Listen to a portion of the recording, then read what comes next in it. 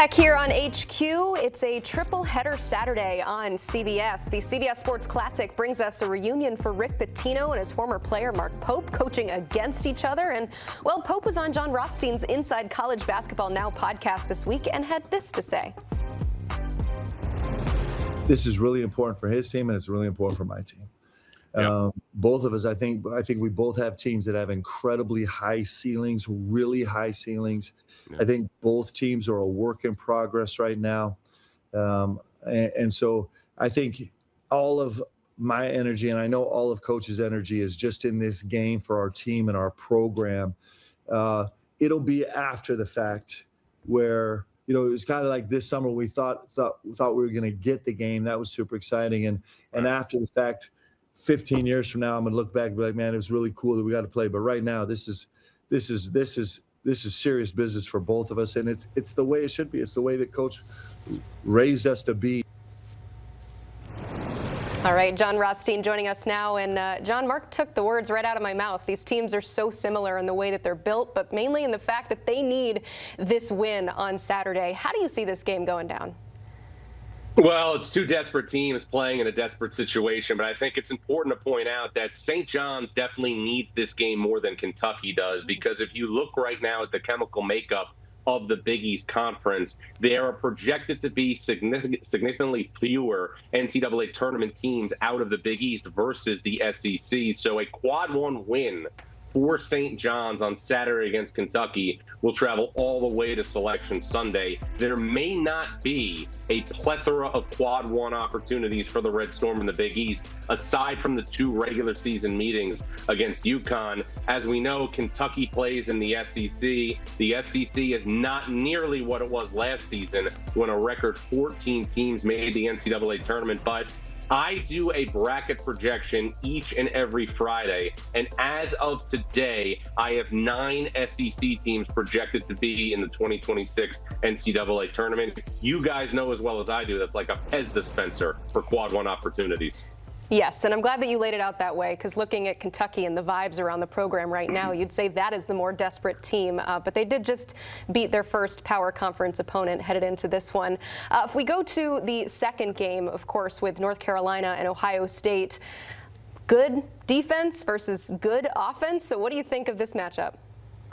Well, all people sometimes debate traveling during the holidays. Some people like to go to the islands, others like to go to Cancun. North Carolina is going to Thornton Island because Bruce Thornton for Ohio State is having an all-American caliber season at point guard for the Buckeyes. The senior floor general has done everything except sell popcorn for Ohio State. And this is a real contrast of a team that's built on its perimeter, like Ohio State, with Thornton, John Mobley, and Devin Royal, versus the best power forward center combination in college basketball in North Carolina's tandem up front of Caleb Wilson and Henry Vasar. And I think the interesting thing to me about the makeup of North Carolina's team this season is this. When Hubert Davis got the job as North Carolina's head coach in 2021, one of the things that he was really demonstrative about when he took over from Roy Williams was he wanted to play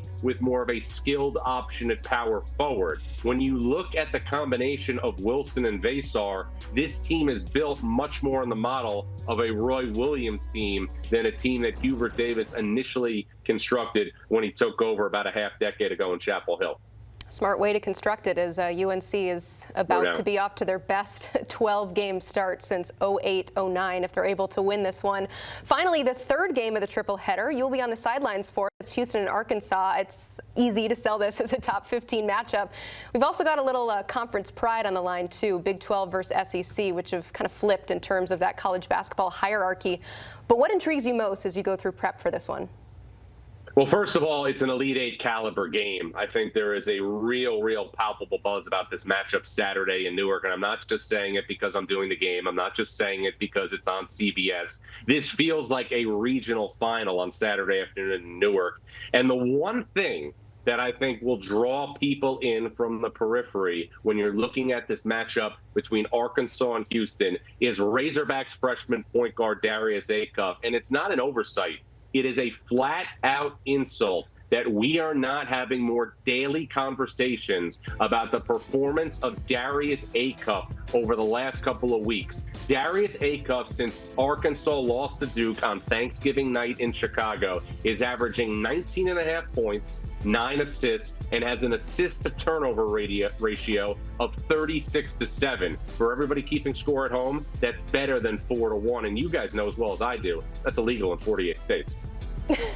Love it, John. You can catch him on the Never Forget Tribute Classic at the Prudential Center in Newark. And, of course, on the Inside College Basketball Now podcast, you can watch that full interview with Mark Pope, one of many big-time guests who have come through on the pod. So watch by scanning the QR code or listen wherever you find your podcasts.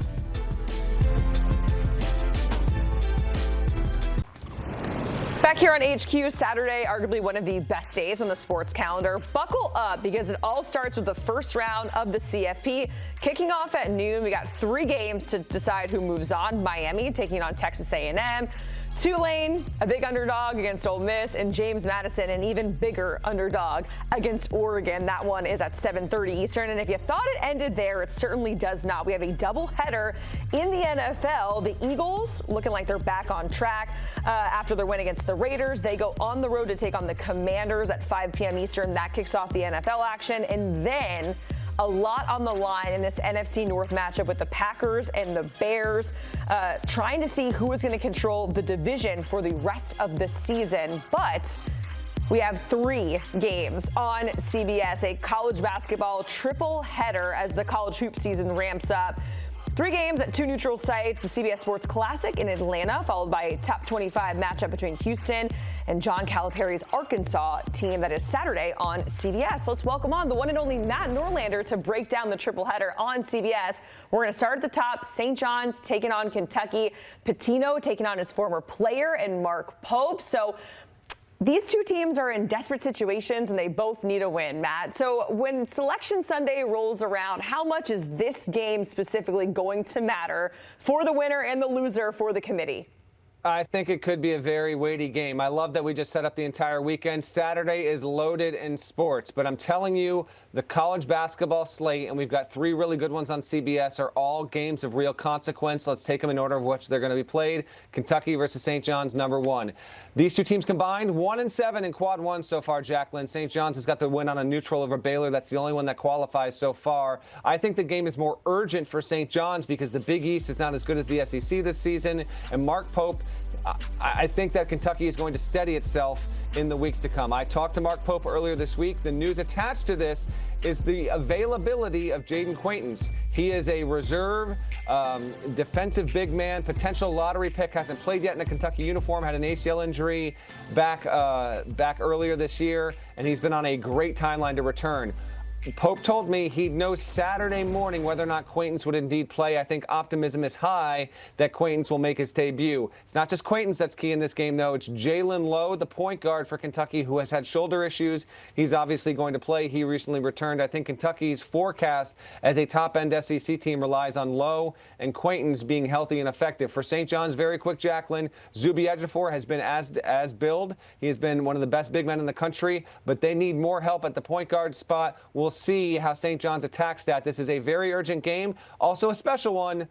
Mark Pope played for Rick Pitino 30 years ago. They won the national championship. That 95-96 Kentucky team is one of my favorite ones ever. We'll see how it plays out tomorrow. I think the game is slightly more urgent for St. John's, but let me be clear, both teams really need this quad 1 win. Okay, that kicks off the action at 12:30, and then at 3 p.m. Eastern, we have a clashing of styles with North Carolina and Ohio State. It's this Ohio State offense, this UNC defense. If we look at the Tar Heels side of things, is this UNC team for real in your eyes?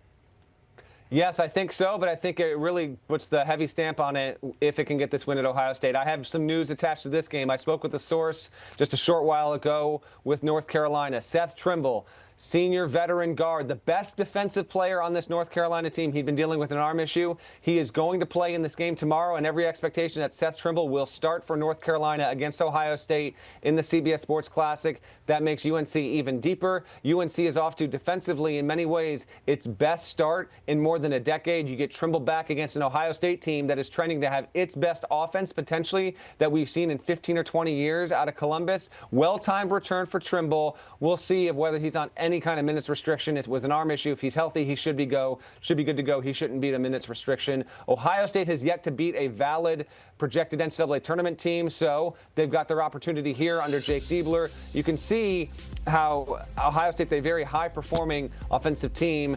Shouts to our producers as they're thinking just as what I'm about to say here. Look at that number for North Carolina and what they allow per game. That's going to be key. Also, Caleb Wilson will be involved here. He is the stud freshman for North Carolina. Right now, to me, the best freshman and best player in the country has been Duke's Cameron Boozer. Number 2 has been A.J. DeBonsa at BYU. And the third best freshman in the country, and undeniably an All-American to this point, is that guy right there. Caleb Wilson has been awesome this season. He gets another chance on a really big stage against a good Ohio State team that needs to prove its worth before it gets to Big Ten play. Norlander, our producers got you covered. They know what you're thinking before you even say it. That's the beauty of them. All right, lastly, you're heading to New Jersey to watch Houston take on Arkansas. How badly does the SEC need to win this as a whole? Because the SEC certainly is not what it was a season ago in college hoops. Not even close. The SEC last year had the best single season in the history of college basketball, and now there's a chance the league might not get more than, say, 8 teams into the NCAA tournament. We'll see how it plays out over the next 2.5 weeks.